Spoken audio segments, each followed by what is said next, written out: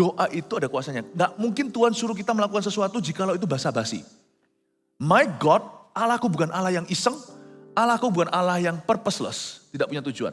I do not believe kalau Tuhan berkata imanmu menyelamatkanmu, pasti ada sesuatu yang beda beriman atau tidak. Wanita Sirofenisia itu. Belum waktunya Yesus itu sampai ke bangsa-bangsa lain, itu zamannya Rasul Paulus.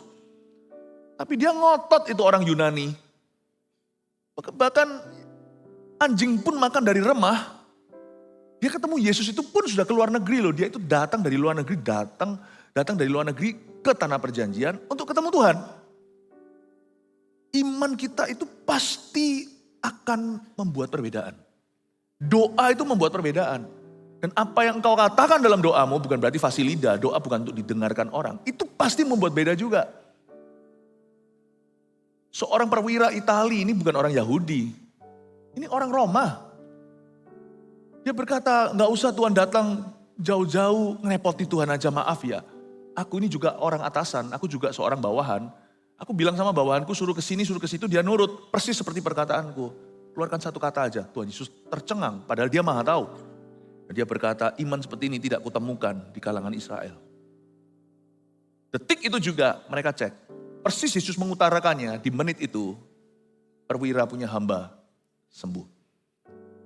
Jangan kita itu asal ngomong sesuatu, asal bunyi sesuatu. Doa itu harus dari hati. Dan doa juga harus melalui pikiran kita. Kalau itu doa dengan akal budi, kecuali kalau saya mendoakan sesuatu untuk cukup waktu yang lama atau sesuatu yang masih misteri, masa depan contohnya.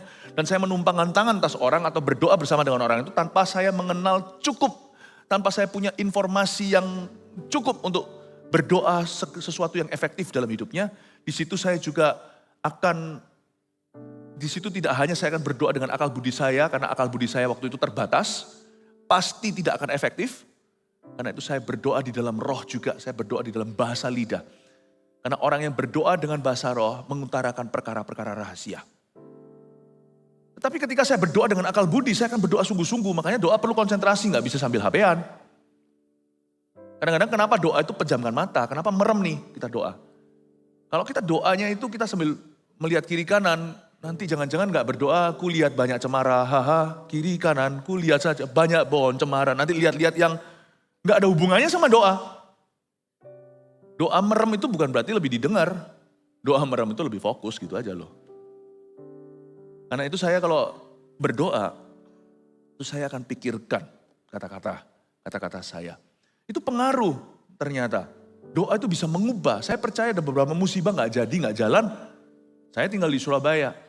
Saya menyaksikan berapa kali mungkin kota kita ini diluputkan Tuhan. Saya selalu bilang gini, selain penjagaan, di sini juga keamanannya baik, pemerintah menjaganya dengan sangat baik, setiap instansi bekerja, tapi jangan pernah lupakan bahwa doa itulah yang memberi kekuatan kepada manusia. Dan doa itu yang melindungi kita dari perkara-perkara yang kita tidak tahu dan kita tidak duga. Saya percaya kalau kita rajin sungguh-sungguh di dalam doa kita, pasti ada perbedaan buat bangsa dan negara kita. Yang percaya kasih tepuk tangan untuk Tuhan.